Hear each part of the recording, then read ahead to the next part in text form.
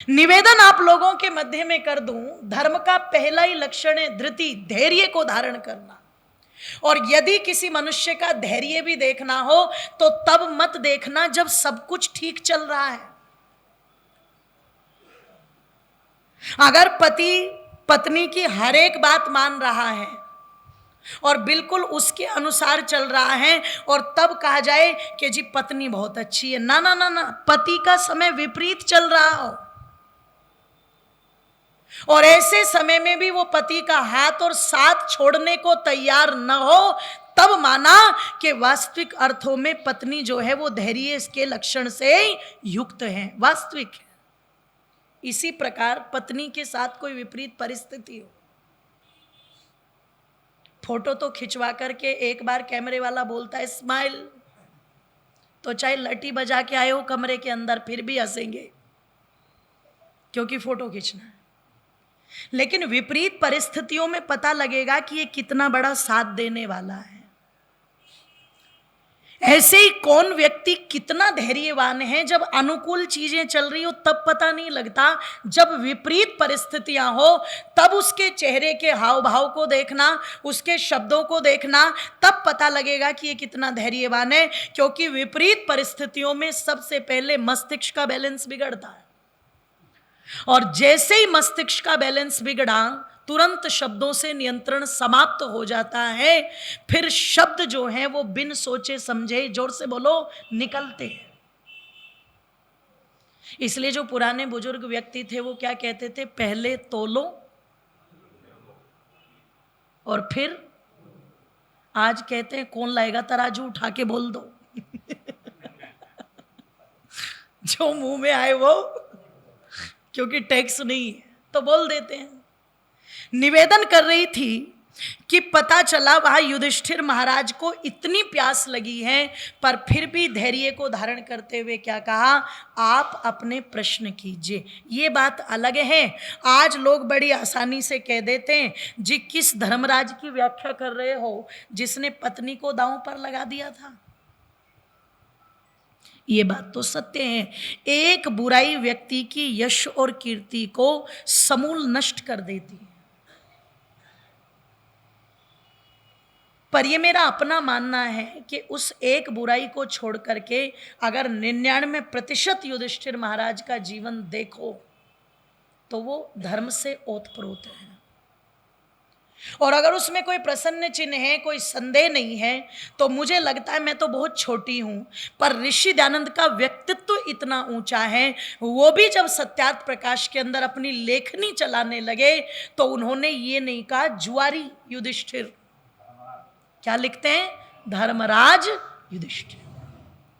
ये ऋषि दयानंद जी का भी दृष्टिकोण है। तो वो कहते हैं प्रश्न करो। वहां बहुत सारे प्रश्न हुए, उन बहुत सारे प्रश्नों में एक प्रश्न था किम आश्चर्यम, इस संसार का सबसे बड़ा आश्चर्य क्या है। तो युधिष्ठिर महाराज इस प्रश्न का उत्तर देते हुए कहते हैं अहनी अहनी भूतानी, प्रत्येक व्यक्ति जानता है कि मृत्यु, पर जानते हुए भी व्यक्ति सदैव जीने की इच्छा करता है। जिस समय अर्थी के पीछे चलते हैं तो चर्चा होती है और उस चर्चा में इतना वैराग्य होता है, इतना वैराग्य होता है कि उनकी बातों को सुनकर के लगता है आज ही शमशान घाट से निकल के ये सारे लाल कपड़े पहन लेंगे। इतने वैराग्य की बातें होती हैं, पर वो वैराग्य शमशान घाट तक ही रहता है, क्षणिक। फिर व्यक्ति अपने काम धंधों में और सब में लग जाता है। अच्छा ईमानदारी से बताना, जब वो वहाँ जाता है वो जान रहा है कि जिससे मैं कल बात कर रहा था, जिसको मैं कल वचन दे के गया था कि भैया कल मिलेंगे, इस विचार को आगे बढ़ाएंगे, इस काम को आगे बढ़ाएंगे, अगले दिन सुबह सुबह सूचना आ गई, वो तो रहा ही नहीं, वो तो रहा ही नहीं।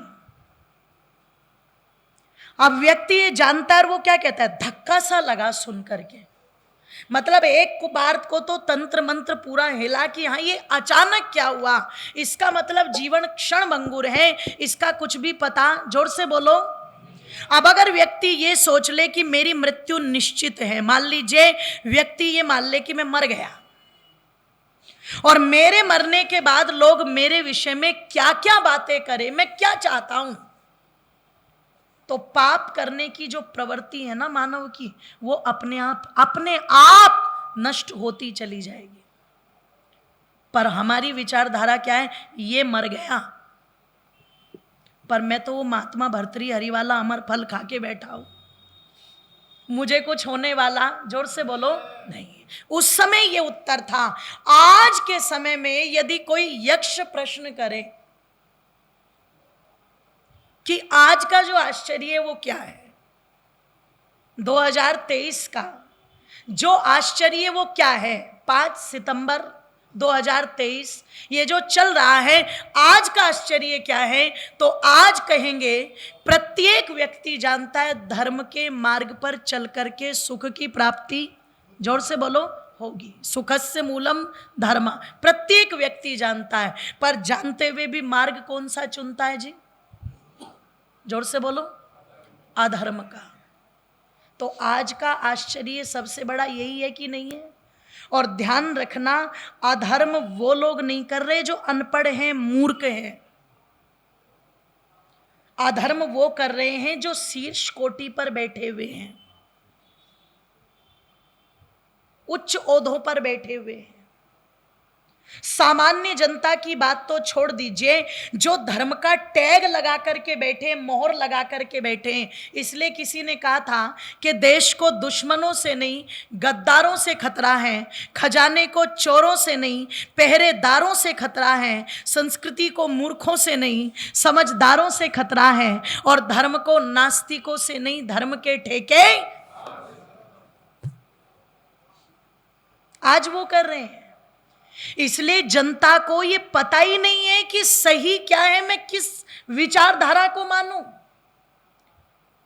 एक विद्वान ने कुछ बोल दिया, एक ने कुछ बोल दिया, एक ने कुछ बोल दिया, तीसरी जगह जाए उसने कुछ बोल दिया, उसकी छोड़ मेरी मान, उसकी छोड़ मेरी मान, एक रूपता कहीं नजर आ ही नहीं रही है।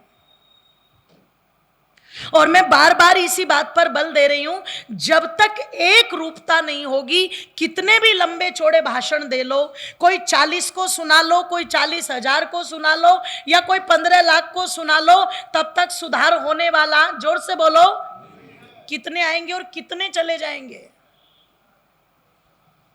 प्रत्येक व्यक्ति जानता है धर्म के मार्ग पर चल करके सुख की प्राप्ति होगी, लेकिन जानते हुए भी व्यक्ति अपनी बात को बड़ा करता है। कब? जब बात अपने पर आती है, और दूसरे पर आए तो वहां जानते हो क्या कहता है, इतना तो चलता ही है, आटे में नमक तो। पर सच कह दूं, आटे में नमक नहीं है, आज नमक में आटा है। जैसे मुजफ्फरनगर, सहारनपुर और शामली के बारे में कहा जाता था ना कि सड़कों में गड्ढे नहीं है, वहां गड्ढों में सड़कें हैं। वैसे ही वर्तमान परिस्थिति को देख करके लगता है कि आटे में नमक नहीं है, अपितु नमक में, जोर से बोलो, जानते तो हैं। एक उदाहरण छोटा सा दे दो। जिस समय महाभारत का युद्ध चल रहा है, 18 दिन युद्ध चला, और 18 दिन में 17 दिन वो थे जब दोनों सेनाएं बराबर बराबर लड़ी। पर एक दिन वो था जिस दिन केवल 2 योद्धा लड़े थे, बस उस दिन और कोई नहीं लड़ा, केवल 2 योद्धा। और उन 2 योद्धाओं में ही, चाहे कौरव पक्ष था चाहे पांडव पक्ष था, वो ऐसा विचार कर रहे थे कि आज जिसका पक्ष कमजोर पड़ जाएगा, सोच लो उसी की हार निश्चित है। टक्कर के दोनों योद्धा हैं।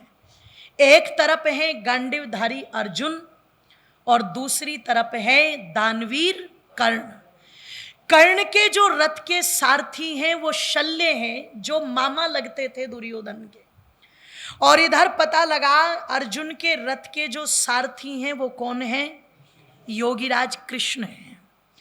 जब युद्ध आपस में चल रहा था तो कभी आप उस युद्ध का वर्णन पढ़ेंगे तो योगीराज कृष्ण, जिनको आज तो हिंदू जाति ने कुछ और ही बना करके खड़ा कर दिया, अगर बड़े बड़े मंचों की कथाएं सुनती है तो सुन करके ऐसा लगता है जैसे किसी योगी महापुरुष का गुणगान नहीं हो रहा, अपितु वर्तमान के किसी गैंगस्टर का, है जी, किसी डॉन का गुणगान किया जा रहा हूं।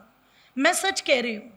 फिर मुझे सुनकर के ऐसा लगता उन चीजों को कि लॉरेंस बिश्नोई में और इनमें कोई अंतर, जोर से बोलो, वो गुणगान ही ऐसा कर रहे हैं। अब ना छुपाऊंगी, सबको बताऊंगी, चोरों का है सरदार ओए मैया तेरा कन्हैया। तो भाई चोरों के सरदार को आप क्या कहोगे? आप सोचो, विचार करो। और ये मैं नहीं कह रही हूं, मैसेज वायरल हुआ था, अब की बार तो मुझे पता नहीं, पर एक बार मैसेज वायरल क्या हुआ, जो अपने मामू को मार करके तड़ी पार हो गया, है ना, जो बिल्कुल डिस्को डांस करता था गोपियों के साथ, तो बोले दुनिया के सबसे बड़े डॉन का बर्थडे है। ये शब्द हिंदुओं के थे जो अपने आप को कृष्ण का मानने वाला कहते हैं। आप विचार करना, जो जाति खुद ही अपने महापुरुषों का मखौल बनाने में लग जाए, उस जाति को तो भगवान ही बचा रहा है, नहीं तो बचने के लायक है, वो पिटने के लायक है। ध्यान रखना, वो पिटने के लायक है। निवेदन कर रही थी भगवान योगीराज कृष्ण, जो समस्त नीतियों को जानते थे। एक व्यक्ति जिसने पता लगा, कभी कोई चलानी सीखी नहीं, और उसे अचानक कह दो कि तुझे ट्रैक्टर चलाना है, तुझे ट्रक चलाना है, एकदम चला देगा क्या? जोर से बोलो। पर इससे पता लगता है भगवान योगीराज कृष्ण महाभारत के युद्ध में अर्जुन के रथ को चलाने के लिए भी, जोर से बोलो, क्या कहूं आज की भाषा में, केपेबल हैं पूरी तरह से। आज की पीढ़ी को यहीं से शिक्षा लेनी चाहिए। जो बेरोजगारी का रोना रोते हैं, हमारे लिए काम नहीं रहा, काम नहीं रहा, काम नहीं रहा। तुम्हें काम चाहिए कि एसी में बैठा दो और दफ्तर में और दो सैल्यूट मारने वाले हो, साहब जी साहब जी, और मेहनत कुछ करनी ना पड़े। अरे मूर्खानंदो, तुम्हारे महापुरुषों ने भी किसी काम को न तो छोटा समझा और ना वो कभी हीन भावना के शिकार हुए। जहां पर जो दायित्व था, जो जिम्मेदारी थी, बोलो उसको अच्छी प्रकार से निभाया कि नहीं निभाया? क्योंकि जो व्यक्ति छोटे कार्य को भी निष्ठा से करेगा, एक दिन बुलंदियों पर भी वही जा सकता है। अगर महाशय धर्मपाल जी सोच लेते कि मैं तो सीधे ही मसालों का बादशाह बनूंगा और मैं चांदनी चौक में तांगा नहीं चलाऊंगा, तो शायद वो महाशय धर्मपाल बन ही ना पाते, वो बन ही ना पाते। आज की पीढ़ी के दिमाग में यही कचरा भरा हुआ है। नहीं, बड़ा चाहिए, बड़ा चाहिए, कुछ ऑर्डर चलाने वाला काम चाहिए। तो बेरोजगारी तो अपने आप आएगी।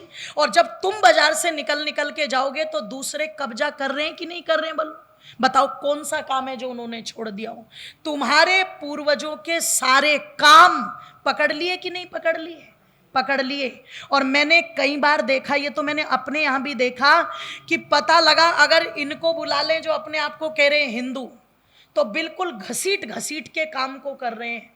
और उन्हें कोई काम दे दिया तो वो बिल्कुल महल के छत्ते की तरह आते थे एकदम से, और सारे काम को 2-4 दिन में करके और समाप्त। क्यों? वो जब कोई एक काम शुरू करता है तो उसमें अपने रिश्तेदार, अपने परिवार के लोग, सबको जोड़ेंगे कि नहीं जोड़ेंगे? जोड़ेंगे ना। और हमारे वाले रिश्तेदार को नहीं पता लगना चाहिए, बताना मत, खबरदार। होता है कि नहीं होता है? हमारे वालों ने क्या कहावत बना रखी है, बोले जी रिश्तेदारों के साथ में ना चल नहीं पाता, कहीं ना कहीं लट बजी जाता है ना। एक बार गुजरात में चले जाना, एक एक कंपनी के अंदर 70-70 की पार्टनरशिप, और वो चलती है धड़ल्ले से। पर चलती क्यों है? क्योंकि छल कपट जहां होगा वहां तो भाई के साथ में भी नहीं चल पाएगी, और नेक नियति जहां होगी उस कार्य में कितने भी लोग जुड़ जाए वो काम चलता है कि नहीं चलता है? क्या अकेले टाटा कंपनी खड़ी हो जाती? क्या अकेले जो है अंबानी अपना एम्पायर खड़ा कर देता? क्या अकेले स्वामी रामदेव जी पतंजलि खड़ी कर देते? सहयोग से ही तो चलती, अपनों को जोड़ करके चीजें चलती हैं। हमने बिल्कुल ही अपनी मानसिकता अलग कर रखी है।